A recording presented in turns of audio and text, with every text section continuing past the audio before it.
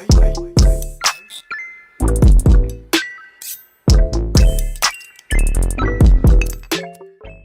5, 4, 3, 2, 1.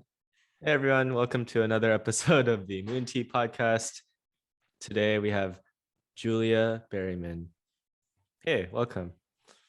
Yay! Hey, thanks for welcoming me on this last minute podcast appearance. It's very exciting. Yes. For those in the audience, I don't know if you can tell, but Julia and Hugh are siblings. And I've met Julia once, I think a few years back, dinner in Pasadena, when Hugh just like called me. He's like, "I'm in Pasadena, come." And then I came, and then yeah. But yeah, that was what, 3 years ago, something like that. Yeah, probably was 3 years ago. Yeah, it's got to be after 2017, probably before 2019. So 2018, 2019. 18 or 19, probably. Yeah, we had great noodles.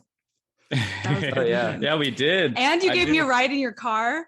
And that was like my first like Tesla experience. And it was very dramatic and very fast. Yeah, I think that was when I just got it. So I was very much like, I want everyone to know about this car. Oh man, those are good days. What are you doing in Arizona? Just visiting fam, hanging out. I feel like, it's the holiday season, so there's more and more excuses to come hang out. Nothing crazy. Been doing some dancing, been getting ice cream and burritos, been playing with our cat. It's been a good life. Yeah, it's been good. Doing stuff with the parents. It's been nice. Yeah, just all the things. Working from home. Yeah, co-working. We had a very efficient co-working session today. Learning about finance. Yep. All of it. Yep. Just it all happens. Just one day at a time, you know? Wow. Amazing. Pickleball? Oh, pickleball last night. Actually, I feel like the future reason why I will be returning is to play pickleball with you and his friends. That sport is very fun, and it's not so complicated that I feel like unable to learn it. Like it's straightforward enough to like pick it up and not feel foolish, and have fun. So yeah, pickleball, I'm into it. It's a good sport. Yeah, it's a good sport. I heard about people have been mentioning pickleball on this is like the third independent occasion.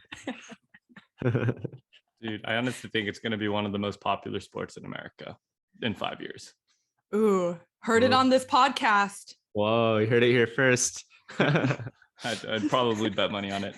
It has one of the largest and most dynamic age range sets of players that can play against each other competitively, young to old.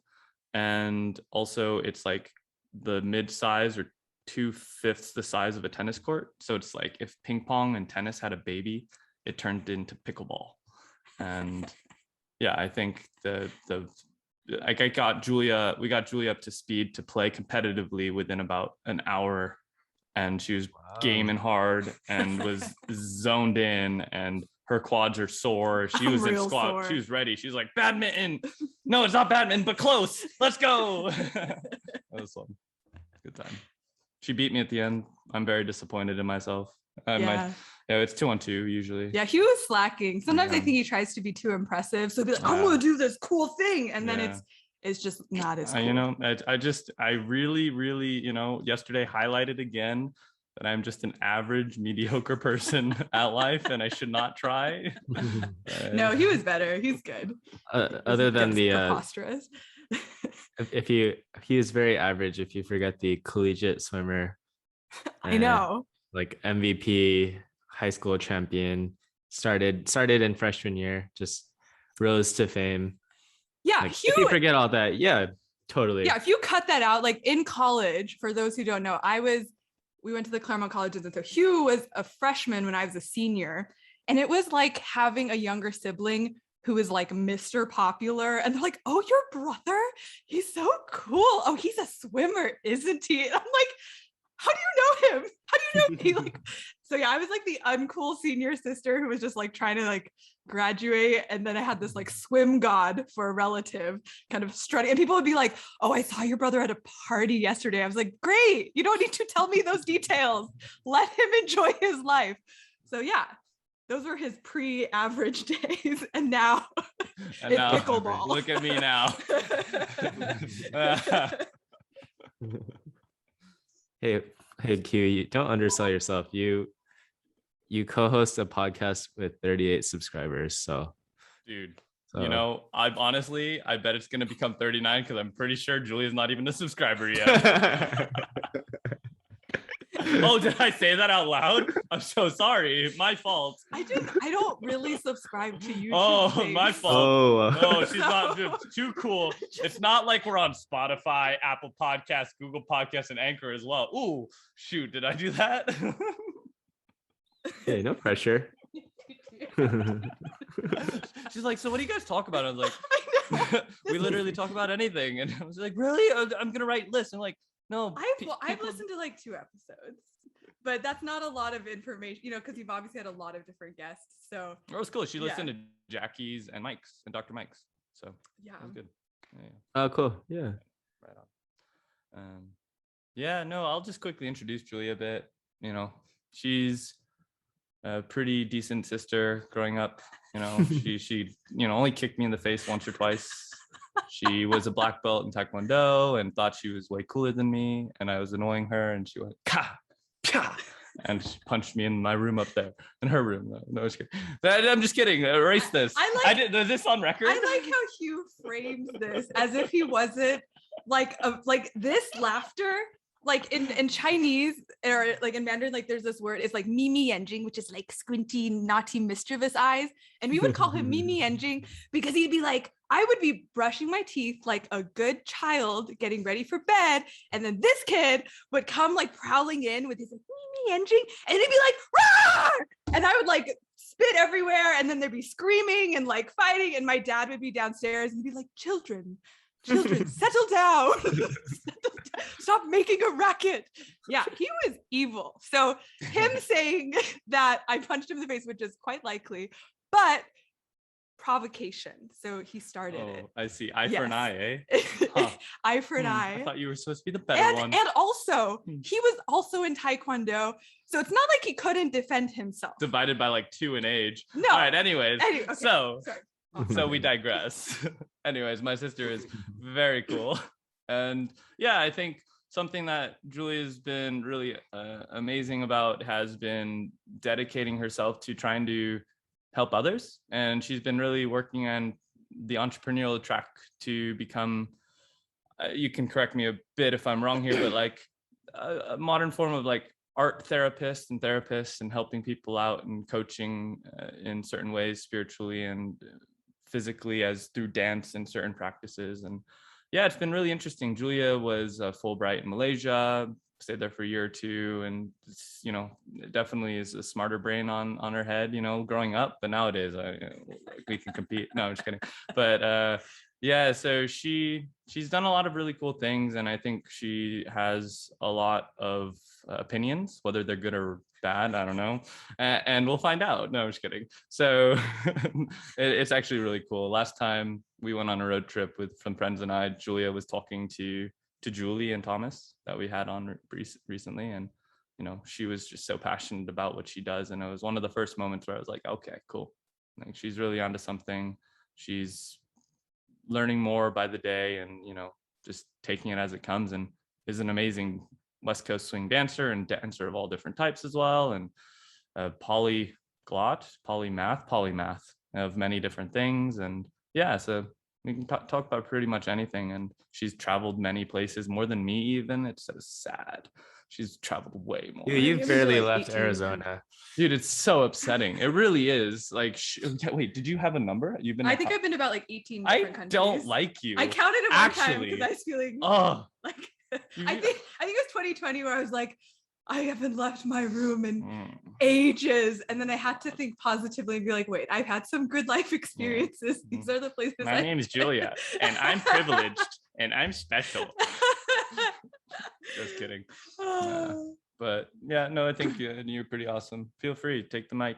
We're here to just kind of talk and do whatever on this show. So yeah, I mean, I'm open to talking about many different topics. I'll continue the introduction just to go for it, and then you guys can, move where you want to go. So let's see. I'm a passionate artist, so all that Really I do is really, I feel like a lot of my MO is around creative expression and what does it mean to fully express yourself and embrace your inner artist. And I know that for so many of us as kids, we were inherently creative and sparkly and did all the things and experimented. And then over time, life sort of comes at you or punches you in the face and kind of tells you you're not a creative person, you're not a smart person, you're not this, you're not that. And then over time, we get these boxes and confines of who we think we are that are just frankly not true and not particularly helpful. So a big part of what I love helping people do is peel back those layers so that they can be more themselves and live life more joyfully and connect with all of their emotions and understand what it means to be like a full human living the full spectrum of life, versus thinking like you have to be socialized and like live in this box, because like why else are we born on this earth other than to like truly experience all that is to offer and to support each other in community and friendship and love, because humans should not be like isolated beings, right? Even our siblings, we should sometimes support our siblings. So I think I infuse that in a lot of what I do in terms of coaching, in terms of I create intuitive paintings for people, helping them figure out their purpose and see the best aspect of themselves. I also co-founded a program for Asian Pacific Islander Americans around social empowerment, social justice, healing, emotional support, community. So I feel like a lot of these different threads sort of come together in random ways in what I do. And I also play pickleball competitively now. Yeah. I was using my left hand. Anyways. Yeah, so that's just I think an intro spiel. That's awesome. Yeah, weren't you in like the New York Times or something, or like Wired Cutter or something? Yeah, I mean someone from the Wired Cutter interviewed me, but it's been put on delay. Oh, I know. So it's like, hello, New York Times, get it together. Watch this podcast, and clearly you should publish that piece. Oh yeah, they watch this, they're gonna be like, yeah, let's postpone that even more. They're like, oh, thank you. We caught that one early. She's a weirdo. So and I think it's really important for us to like embrace our inner weirdo. Like, why do things have to be so serious all the damn time? Tell me about what happened to you when you grew up. So yeah.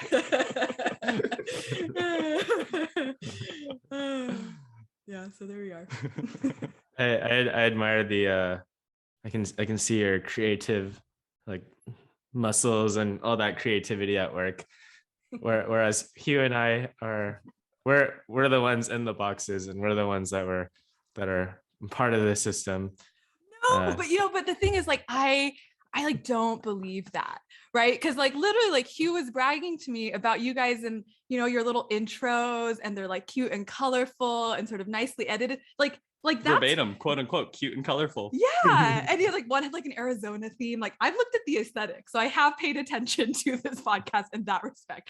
But so I feel like people do a disservice of themselves, especially folks who work like in tech or corporate or business, and they're like, I'm not creative. And it's like, no, you use creativity every day to solve problems. Even like the art of conversation on these calls, like that is creative expression at work, interplaying with each other. So do not talk yourself down, my friend. You are a creative human being. Keep going. Did you hear that? We're practicing the arts of what did you call it? Creative conversation? Is that indeed something around there? Yes. Yeah, layering really of conversation and creativity. Because I think the problem is that, and you might find this in your respective industries, is right, like in the pursuit of professionalism or excellence, people lose track of the fact that anything great that has been made has required a lot of failure, and a lot of failure requires like a certain strength of self, but it doesn't have to be miserable, right? Being playful, letting yourself make mistakes, having spaces to be creative, to like not be perfect. I think that is actually the recipe for really great industries and ideas and tech and like all of these places.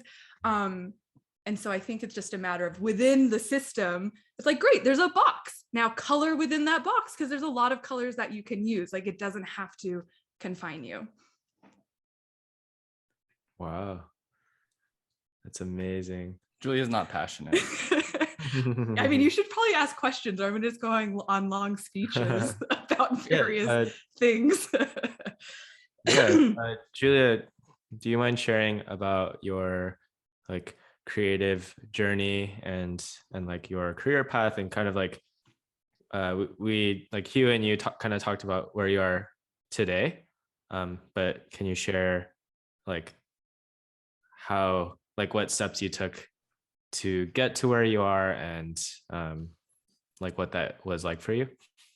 Yeah. I think it starts with, like, as a child, I always knew I was an artist.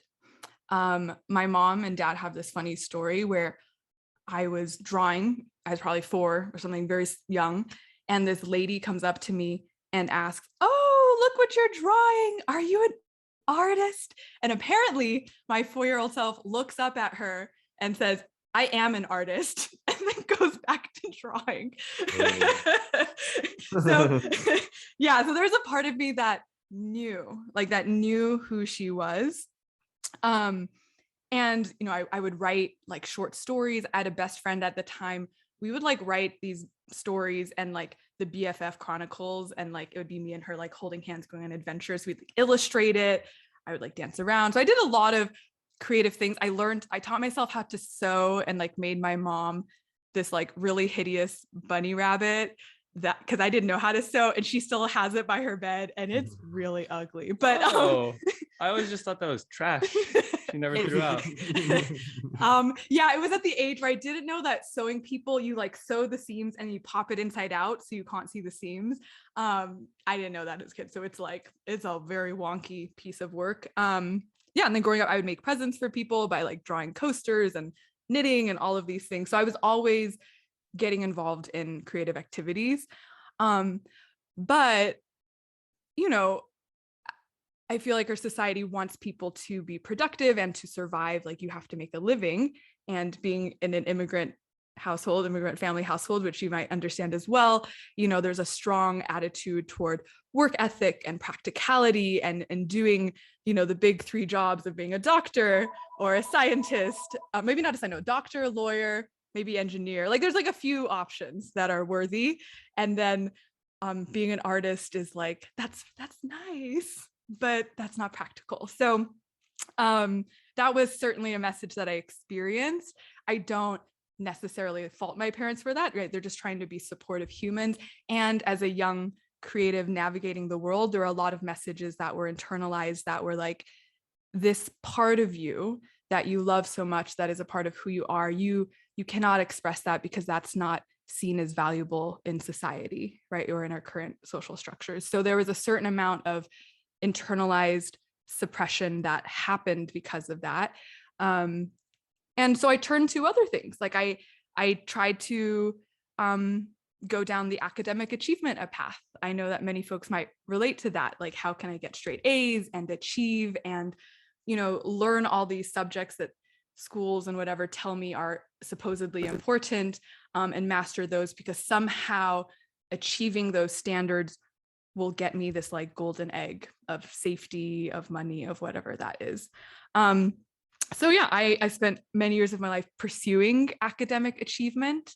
I went to college and, kind of held the complexity of, I went to a liberal arts college. So in some ways people are like, oh, what do you do there? But I went to a liberal arts women's college, which is why Hugh thinks I'm too opinionated. I don't, not used to though. Scripps College, shout represent. Out, yeah, it's a fair shout out. They did a good job. But I am campus. Yeah, beautiful. Goodness. I don't think you can beat it, really. Yeah, but it's one of those things where it was one of those really profound experiences where, like, yes, I was still kind of on the like academic achievement treadmill, even going through, an intense academic institution like that, but also being surrounded by other women in leadership, where literally all the leadership was women, all the people in charge of the clubs are women, right? Or trans students. And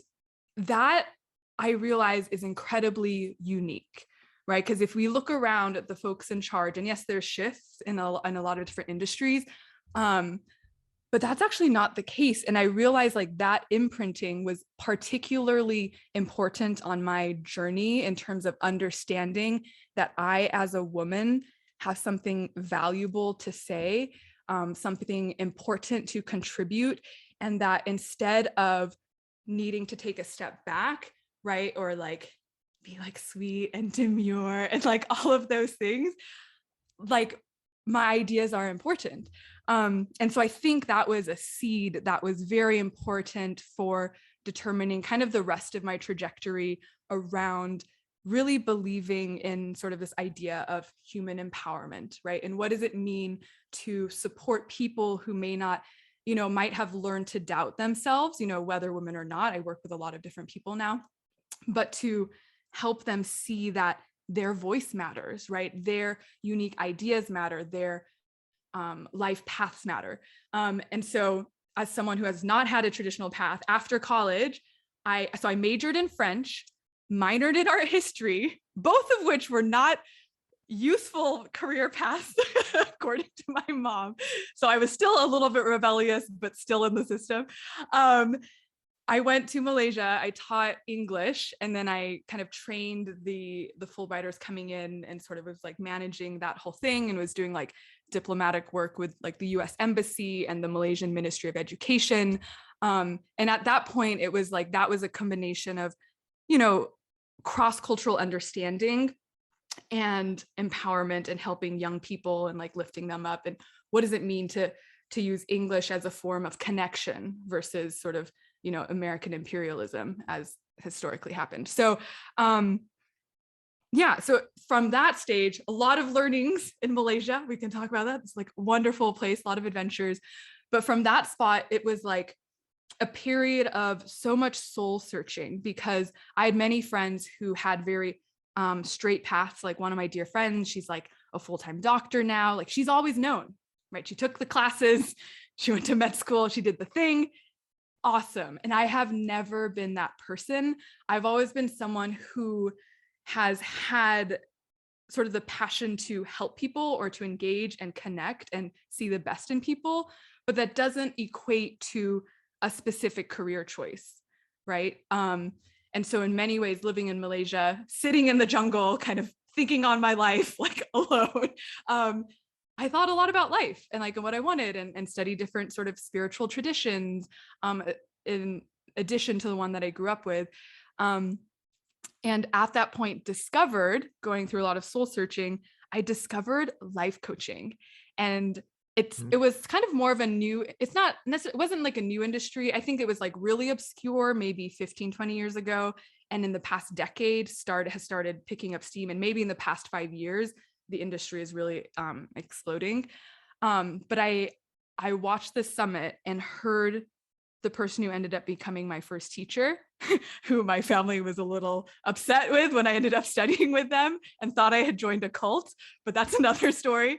But I ended up watching this person and being like, oh, like something this person is saying about living life, right, to the fullest and like sharing our gifts spoke to me. And so I ended up going on this really intensive retreat in Bali and like crying and processing trauma and like addressing some like really profound wounds and traumas that I had. Really guilty about punching me growing up. I know. I that was exactly what I felt. All my sister guilt, all the sister guilt. I knew it. But it was an incredibly eye-opening experience, because I started to come to terms with the many ways that I had shut myself down. Like there are aspects of myself that I had loved, and because it didn't quite fit in with whatever people had expected of me, I like dimmed it down and was like, that's not acceptable and not this. And it just kind of got boxed away. And that experience opened me up to being like, wow, there's a different way of me showing up, there's a different way of connecting with other humans. In this experience, there was maybe 18 other people. It's kind of an intimate space.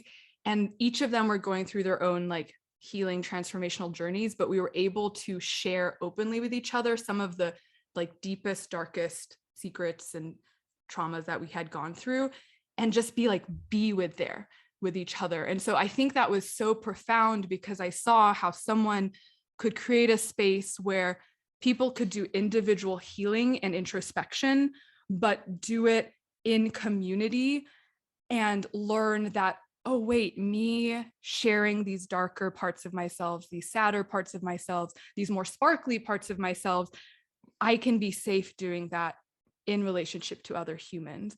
And so that, I think, really set a blueprint of, some of the things that I do now, which is a lot of community work and community circles, many of which were online last year, but eventually I would love to do a lot more in-person stuff. And we can talk more about that later, but essentially that was a critical moment of seeing a different way of operating in the world. And then to cut this just a little short, but to give the rest of the zigzag, because I'm a zigzaggy person and it kind of offends people in my life who are like, why can't you just do that? I'm like, I'm sorry, I can't do that. And so coming back from Malaysia, I wanted to be a life coach. I didn't have the money to do it. So I did like a crowdfunding campaign. I got some loans and I got a job at a furniture design company through a connection. And then I ended up working in the furniture industry for like 3 years, like paying my way through life coaching. Like I never thought I'd work in furniture. And it was this incredible thing where like, I'm not sure exactly about the demographic who listens to this podcast, but I think so many of us, go through these phases of exploration, and even people who are on linear paths, like you can never predict what life is throwing at you, right? And the opportunities that come in your way. And I will say that working in the furniture industry, I was able to rewire the parts of my like scripts liberal arts self, who is like, feminist social justice queen. Not that that's not still a huge part of my heart, but there was a part of that liberal arts education that in some ways dismissed the power of business, right? And the power of money-making organizations. And by working closely with my boss, I saw a businessman who was not an evil dickhead, right? He was not an asshole, right? And that was sort of the brainwashing from an educational experience that is highly intellectual and perhaps idealistic. And I don't say there's something wrong with that, but I do think it's not always practical for just real world humans who, even in a business, like this boss of mine was able to provide jobs for people, right? He was even able to design furniture, which maybe you're like, furniture, but these are objects in people's homes that provide comfort and beauty, and often like your couch is the hub where you sit and have game night or watch movies or whatever. And so these are actually objects that this person who was making money off of them, it was actually serving a purpose. And so I will say that I never envisioned myself working in the furniture industry, but in it, I learned that there can be so much beauty in business and commerce and exchange, and having a more pragmatic view on things is really, really important. And at the time I got to experience, really interesting things like the designer culture. And I ended up kind of working my way up the business and was like in charge of sales and marketing.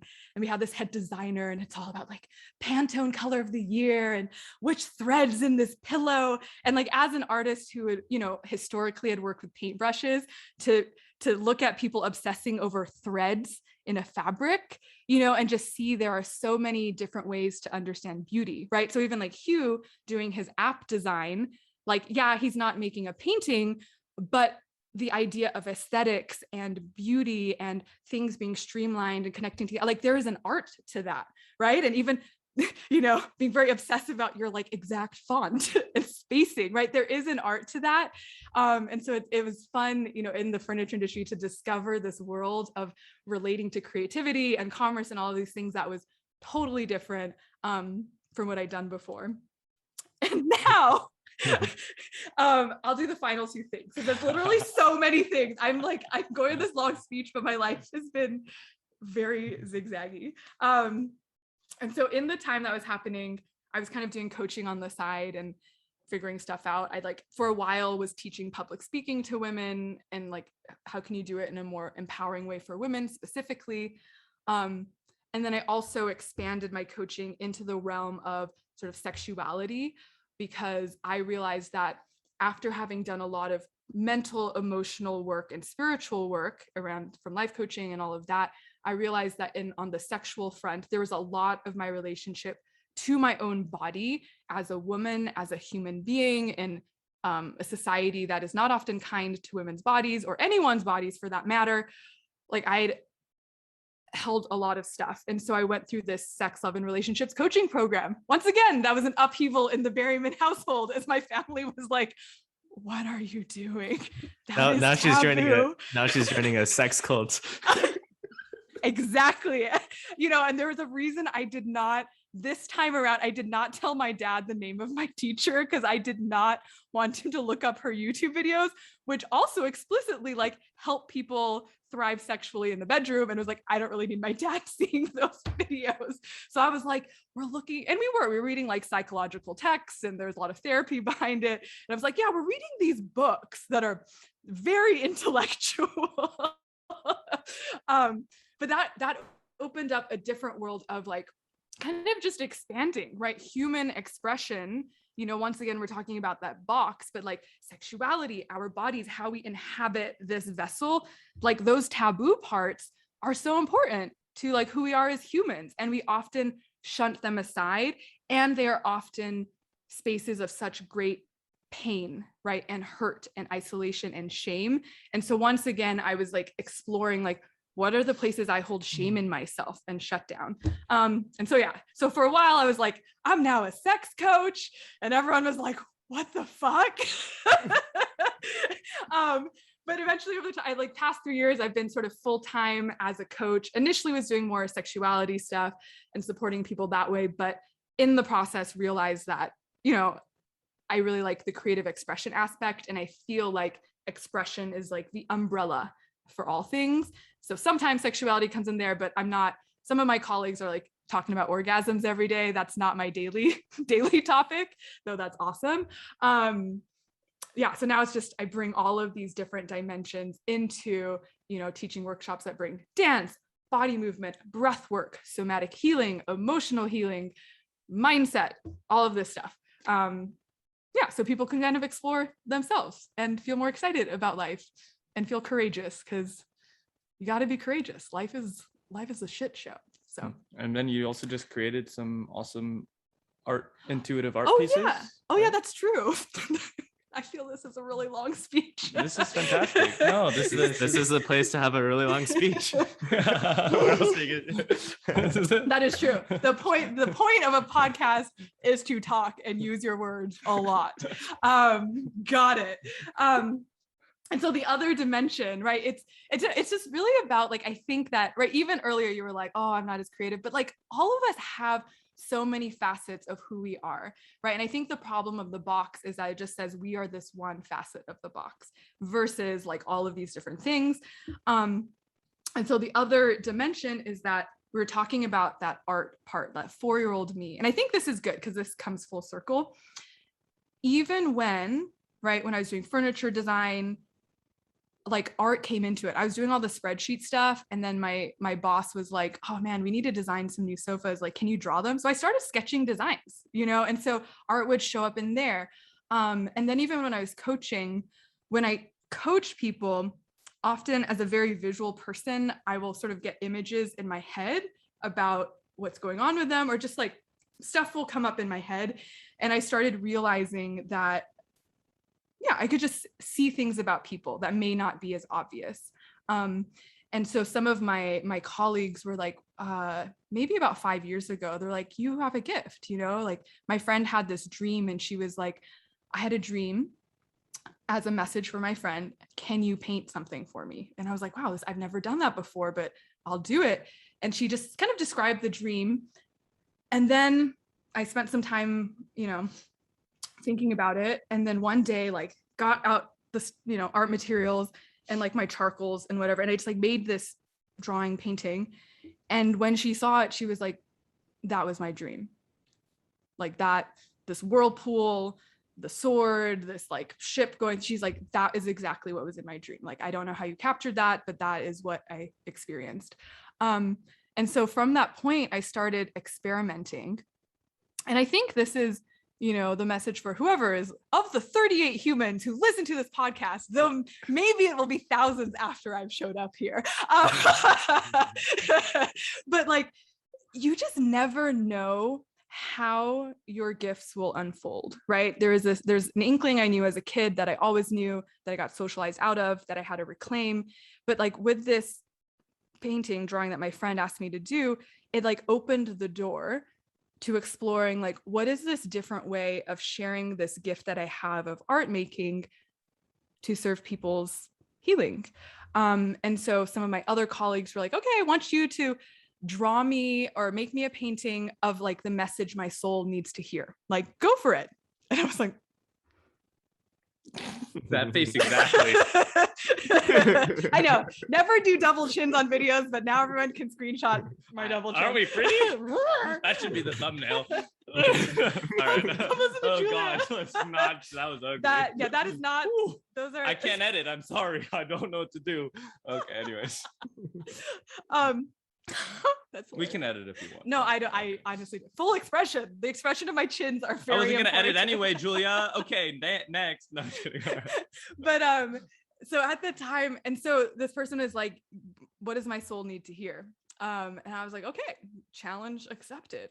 And so I like created a painting for her, and then she received it, and then later got in touch with me, and at first was like. Yeah, at first she was like, at first I like wasn't sure, what this meant. And then the more I looked at it, the more I realized this is exactly what I needed to see in this moment. And I also wrote a description of what I thought the symbolism was. As an art historian major, like all I did was just analyze art. So I was like, this is how I've analyzed my own art piece for your benefit. And so over time, I would have friends reach out to me to do these intuitive painting commissions. And the one of these people who originally commissioned me, she's commissioned me maybe 4 times now. So like every year or two, she's like, I'm ready for my next soul message, like give it to me. And it's always been something different. It's often very surprising what comes through. But it's always unique. So now the offering that I do, they're called Soul Essence Portraits. And it kind of combines the fact that when I talk to people, I don't know, I see their potential, right? Like I see their beauty and their spark and their joy. And so many of us are blind to that. And, when I listen to people talk about what they're passionate about, whether it's in my industry or not, like any industry, when you can hear passion in someone's voice, like that is so exciting, and so I'll do these portraits now where I talk to someone and we kind of explore, like, what are they working through in life? What are they struggling with? What's kind of holding them back, but also like, what's the best version of themselves, right? Who are they dreaming of really showing to the world or creating? And so then I'll make these portraits of, a version of themselves that they're stepping into. And the responses are really profound. Like I'm still working through it. It still feels, it can be vulnerable to share parts of yourself that are just like inherent parts of yourself, which is why I think a lot of people don't do it. Like, you can tell like a great singer, and some singers that like Adele is just like, you can just see her body like express like the anguish or the sadness or the pain, right? And there's a certain amount of vulnerability that takes, because like that is her voice, like that is her gift, and it's so personal. And when someone shuts that down, like the pain of that shutdown, because it's not like, oh, I didn't do good on a math test. It was like your voice, who you are, sucks. And that is why it's so scary. And so with these art pieces, it's taken a lot of time, but to be at a place where like, it's like, this is how I do it. You might not like the art, so don't hire me. Like, that's okay. But it's still like a vulnerable piece of like, this is the original gift that I had when I was 4 versus something I learned, and trained in later on. Not to say I didn't train. I spent a lot of time studying art. So Yeah, these are really cool portraits. Recently had someone, they received one and she was like, I looked at it and I cried for 40 minutes because she's like, I've never been seen in that way. And she's like working with you because we do some coaching around the piece. So like you don't only receive the painting, you like will coach on it and be like, what is it bringing up? You know, like what parts of you are like, that's not me, da, da, da. And she was like, I've never been seen and held in this way. People just have always misunderstood me. And for you to like see this part of like my childlike magical essence is such a gift, you know? And so, yeah, just to help people see that in themselves that like, no, you're not wrong or broken or not good enough. And like, yeah, there are things you do wrong, but we're all human. And there's a part of you that is like utterly magical, right? And beautiful and kind and brilliant. And so that's what's really beautiful about it. Yeah, that's the other thing I'm doing. It must be super impactful to hear that from someone who you've been working with and like made some art for. That's really cool. Thanks for sharing a spiel, which was very very eventful and just a lot of fun to hear about. I'm curious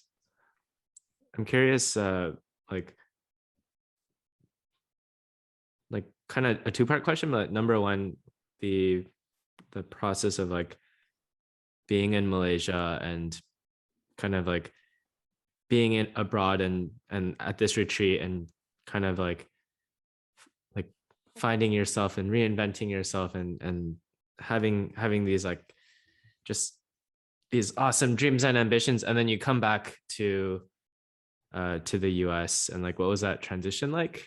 And then my second question that's not related is like how do a lot of the clients that you work with, how do they like find you? Yeah, cool. Yeah, so first what you're saying, so yeah, experiences in Malaysia, how that affected me, and then the transition coming back. Yeah, because you were somewhere that was very different, and you like went to this very transformative retreat, and then you came back to like the environment that you had grown up in. Yeah. I mean, I think that is that's the pinnacle of like what it means to have like developed or grown, is to go back to that home environment and see how you fare. Right, there's like, I think there's some spiritual teacher, I don't remember the name, but they're like, yeah, you think you've grown spiritually, like now go hang out with your family and see how spiritual you actually are, because that's like the greatest testing ground, right? These are the people we've grown up with. We have like, you know, sort of the most intense relationships, sometimes deep love, but also sometimes deep pain. And I will say, having lived in Malaysia, I lived there for 2 years. It was an incredibly, not even beyond just that like transformational coaching retreat, it was a very intense experience of living in a different culture and just coming in with notions of what it means to be like a good person or values or whatever, like from an American perspective. And like I was teaching at an all Muslim school in a mostly Muslim community in a country that is predominantly Muslim, but there's also Chinese and Tamil Indian populations and the indigenous cultures as well. And so it challenged all these notions that I'd sort of been brainwashed with growing up interculturally. And I think sometimes the beauty of travel and why I wish for more people to have the opportunity to travel. And it doesn't even have to be abroad, it can be across the country. Like culturally, New Orleans is very different from New York versus LA, versus Texas. Even in the US, there's a lot of sort of cultural differences. And I think it's when you get to go to a different place, you are challenged in who you think you are, right? Because you're amongst strangers and like they project things on you and whatnot.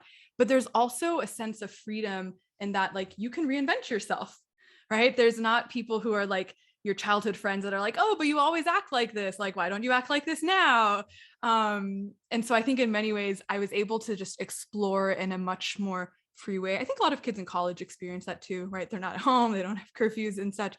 But coming back to the States, I remember coming back and my mom tried to give me a curfew.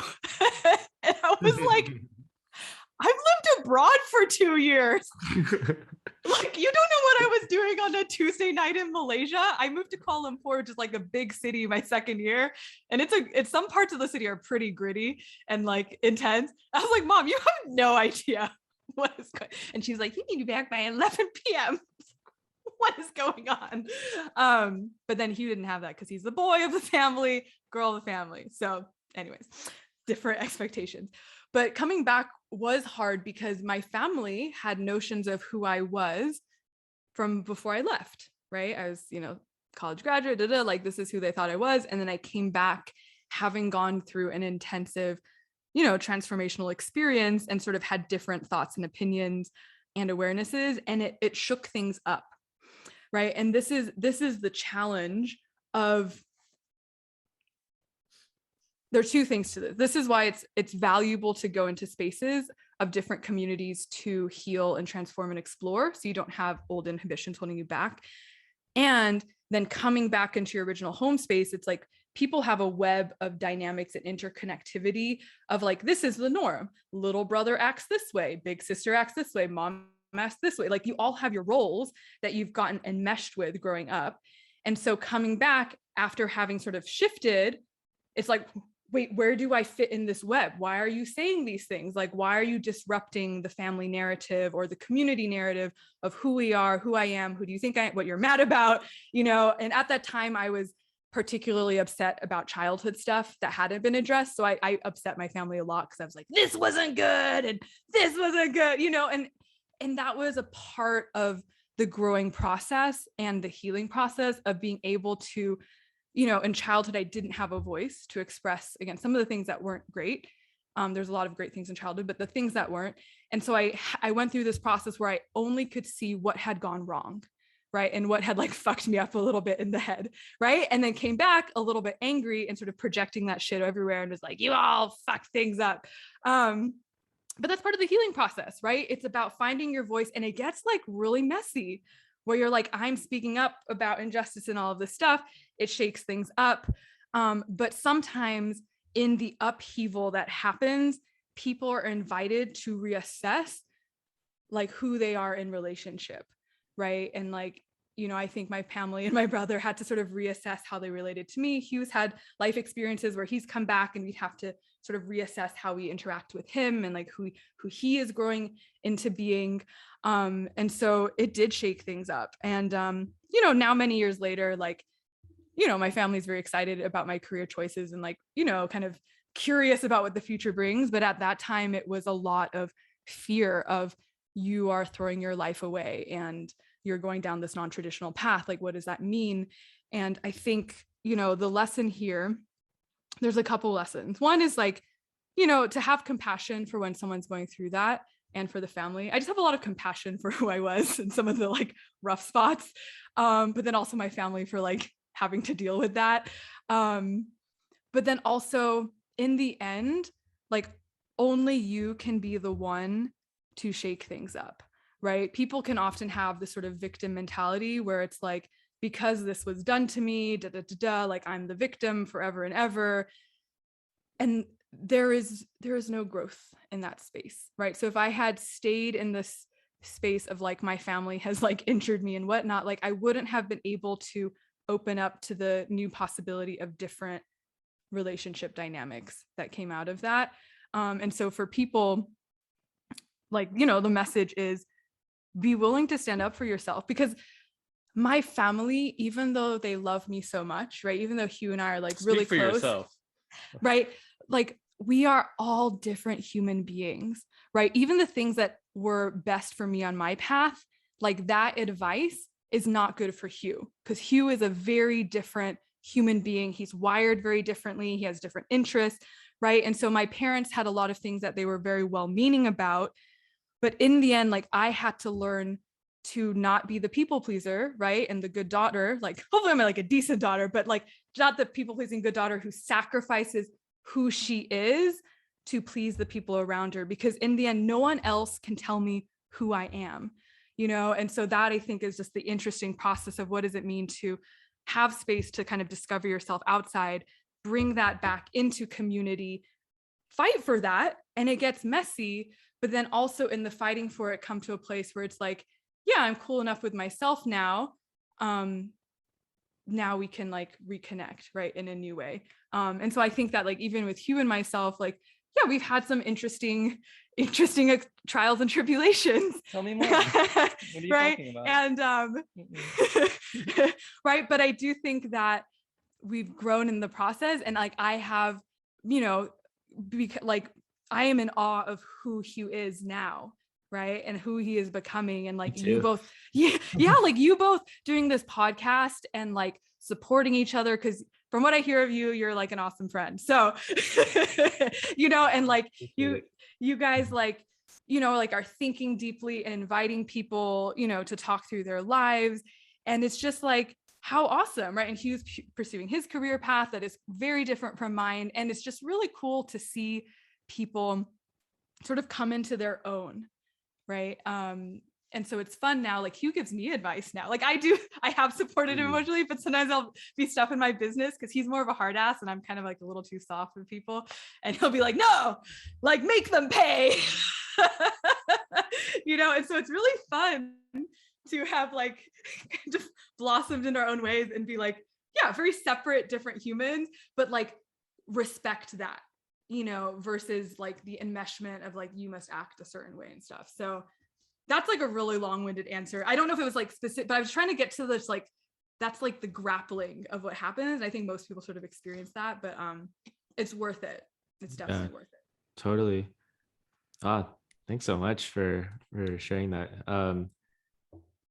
And that all of that kind of led to the furniture job, and then this and this, and then my next question had to do with, at what point did it make sense for you to step down from your like traditional job and like kind of like pursue the life coaching and arts full time? Yeah. I do want to just pop in really quick. You have a flight, and what time are you wanting to head out? Oh yeah, we can head out. We can have like 15 more minutes. 15 more minutes? Yeah. Okay, sounds good. Yeah, I'm flying out. We're driving there. I'll drive right I mean, it's like I have my boarding pass and stuff. Cool. Oh yeah, okay, so furniture transitioning. Okay. One of the things is that going into furniture design, I knew in my heart that it wasn't my path. So there were many times in that experience, like I worked my way up that job, and was offered some very interesting promotions that were like pretty awesome. That would have incorporated some of my strength, but it was interesting because it was like, even through that, having the clarity that this is not right for my soul. That is how I make decisions. Some people might be like, that's out there, but for me, it was like, this is not aligned with my soul. I love what I'm learning, but I know that there will be a time limit on the amount of time I'm in this space. And, you know, for people who are listening to this that might be struggling with like a career choice that isn't quite as fulfilling and they're trying to transition to the next one, it's okay to have a bridge job, right? It's okay to spend a number of years doing something that's not like the, you know, super duper star thing of your like life passions, but like it pays the bills and you learn a shit ton, and it, whatever happens there, it will serve the next thing. So I remember during that time of like the 3.5 years I was working there, kind of grappling with the part of me that was like, this isn't you living your purpose, and being like, no, like you gotta be practical, and you're like learning a lot, and you know, just like do the thing and show up, and like what will happen next will happen next. So all through it, I kind of had that awareness, but showed up and like learned the lessons and was fully present in that industry. But then there came a time the business was going through a transition. My boss was kind of thinking of retirement, right? They're restructuring the business. So it was sort of organically a time where the business was shifting in many ways. And I had at that point, about the 3.5 year mark, I'd finished my second coaching certification around sexuality and stuff. And so it was like, it felt like the timing was starting to align, where like either I had to kind of up level in that business, right, and kind of truly go all into that space, or leave, right? And so I was like, okay, I guess this is the time to go do that entrepreneurial thing. And what I will say is, yeah, entrepreneurship is really hard. Entrepreneurship is really hard.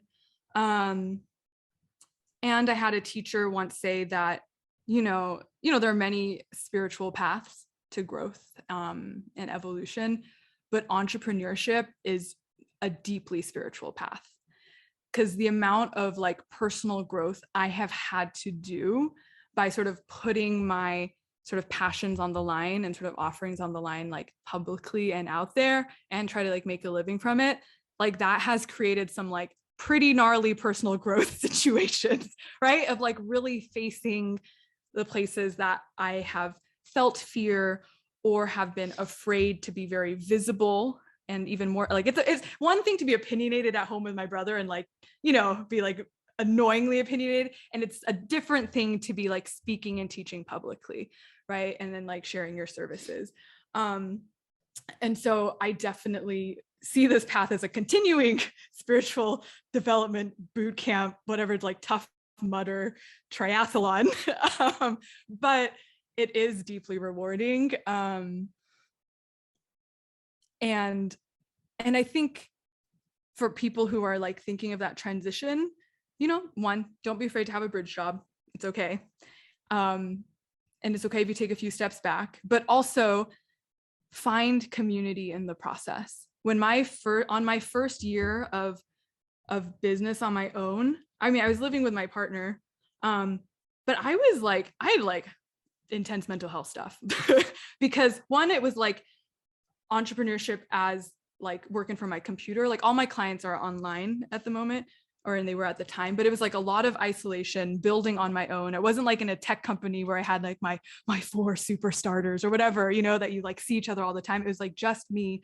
And so like the isolation and like getting stuck in my head and like self-doubt spirals was like deeply intense, as well as the shame and fear of like, if I don't make it, what will my family think of me, right? If I don't make it, like I'll have failed. Like I would She'll not have to come back and live with me. Oh no. Yeah, we'll have to like share a bathroom as we're so doing right sorry. now. Awesome. Oh dear. Right. But like those fears are so real. And I know people deal with that. It's like, well, I have to go back to my old 9-to-5 job, or will I have to do this, or my family think I'm a failure. And that's fucking scary. Right. And intense, and stressful on the body and like all sorts of stuff. And so, my advice to people is like, find community in that process. Like perhaps if your family is not yet ready to come to terms with whatever, ambitious or non-traditional choices you're making, like find people who are there, who will see you on the way. Because I remember I ended up joining this mastermind for like women business owners. And that was like a turning point for me, where I was able to be with other people who were entrepreneurs, who were going through similar ups and downs, and feel that I wasn't as alone, and that like my fears weren't something to be ashamed of, but just like part of the growth process. And it wasn't like, it's like you go into life thinking that being an A student is enough, but life is not about getting A's. Like it's literally so many failures and being courageous enough to just try shit and then like tweaking from there. Not glorious, not an A paper. There's no single answer, and so like learning that there wasn't a single answer, but that I could sort of fumble but have support, like that was so important. So I mean, at any stage, go find your community, like that will change things. But yeah, that's like a little bit of sort of that transition. It's intense. I mean, you both do like cool career stuff. Like it's just a journey. So yeah, if anything, I think community can be found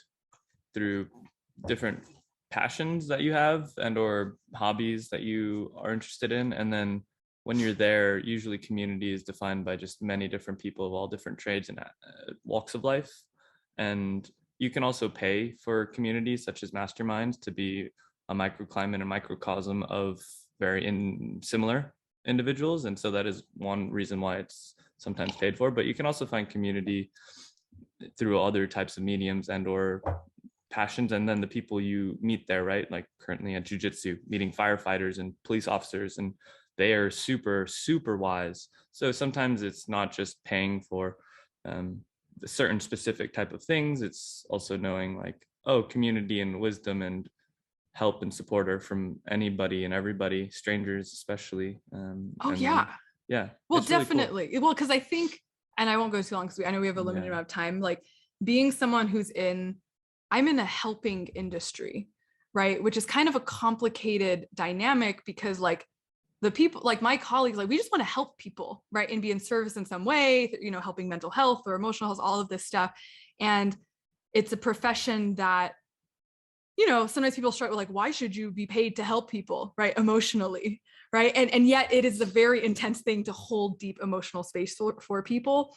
And it is also sad that in our society that the community, the natural community structures in some cases are not as easy to come by. Like there's, you know, people are just on their phones more often, that people have to turn to paid outlets of emotional support and connection versus sort of free communal ones, right? And so that is something that I like think about in an industry where like I have paid to be in business masterminds, right? To have mental emotional support with professionals. And in this past year, I've really cultivated some like friendships where like I've like a hiking buddy who I adore, and we just like, we talk life, right? And right. And then like in my dance community, there's like some dancers that I know and just like connect creatively that way. And so what does it mean to be nourished in community in like these different ways? So like, I think as you're saying, like, it's so important. Like we do need structured support because sometimes your BFF can't be your therapist, right? Or your life coach, because they don't deserve to have your trauma spewed on them all the time. And you don't necessarily have the tools to deal with their trauma spewed on you all the time. You sure Google doesn't work? Right? Google it. And like, we can't just pay out our need for human connection, right? Nope. How can that like genuinely be happening? So those are things that I like think about deeply. And I'm like, how do we cultivate more of that in sort of different avenues? But yeah, that's a whole other topic. Oh goodness. That's where that's the organic cultivation of community. Goodness, how does one do that? And for a low price point. And or oh goodness, whatever. All right, we're done with that one. I know we're running low on time, but Julie, I wanted to give you a chance to talk about like the kind of people that you work with and like what art therapy / life coaching like, and like what you do, just in case anyone makes it to this far in the episode. I know. They're like, snooze. No, whoever has made it this far, well done. Your life has now been transformed. Good on you for listening. Talk about an egotistical sister. No, those are like the life coaches that kind of annoy me, where they're like, transform your life and believe in yourself. Yeah, that kind of irritates me because it's like superficial false positivity, but that's a different rant. But anyways, in terms of how people can reach me and work with me, I work with people in a lot of different ways. The best way to stay in touch is on my social media. So my Instagram is julia.joyfulwild, or you can check my website out, www.juliaberryman.com. So those are the things you can get on my email list. And then from there, the different offerings, I do one-on-one coaching with people. So I do 3-month or 6-month journeys around embracing all of yourself. So I've worked with tech people, engineers, mothers, teachers, creatives, all sorts of people. And from like relationship development, like how do they show up in their romantic relationship, you know, with more care and love and an ability to hold their own emotions and their partner's emotions. How do they fall in love with themselves more if they're in the dating scene, or, you know, artists that have suppressed themselves and want to express themselves more. A lot of different avenues for how I work with people, but the core is like embracing more of yourself in creative expression. So if people want to work with me, message me for that. And then I also I've been quiet on the workshop front, but I love leading community workshops. I'll often be teaching online things, so you can find out on my social media. I'll probably be teaching something in December around, maybe December or January, around like nourishment. And as someone this past year, I've been kind of recovering from burnout. And so what does it mean to like re-nourish your body, understand how your body and nervous system works, learn to self-soothe, deal with stress cycles, connect to dance and art and stuff. So that's something that I'm envisioning coming up, so people can stay tuned for that. And then the other way to work with me, if you're Asian American, AARISE is the other community that I've co-founded. It's called AARISE, AARISE community on Instagram. And that we do a lot of events for AAPI folks around sort of leadership, community development, sort of social justice awareness. I bring a lot of the creativity, the somatic healing lens. So sort of a holistic sort of empowerment space there. Yeah, those are the main ways to work with me at the moment. Oh wait, and then my soul essence portraits. If you want, most important part. Why do you forget about it? I don't know why I forget that. It's the best part. It is actually, it really is. It's so good. Yeah, I have these soul essence portraits. If you're interested, you can message me. I think they're also on my website, but I probably will be opening some more spots in December or January. I'm actually working on a lot right now, so I'm trying to get those completed, and then I'll open some more up. But those pretty darn good. I'll be honest. Yeah. I saw like one or two, and I'm not actually lying for once. I was actually pretty impressed. So they're really, and they're fun. It's just such a good way of connecting with people. And for me as an artist, it's like every human is like the most unique creative prompt. Like I get the best creative prompts every time because everyone's different. So people have some weird things that come out and they're like, all right, cool. All right on. I'm happy for you. Yeah, good. People I respect it. Nice. Yeah, if people are interested, they can check my website. I have like an art section, and you can look at like art that I've done and some of my intuitive paintings and soul paintings and stuff. So people can message me for that, or like commission work. Yeah, or other creative collaborations. I'm down. We'll put all 14 links. I know my spiel is so long all the time, but it's okay. Just check my website and Instagram. That's all. Good. Great.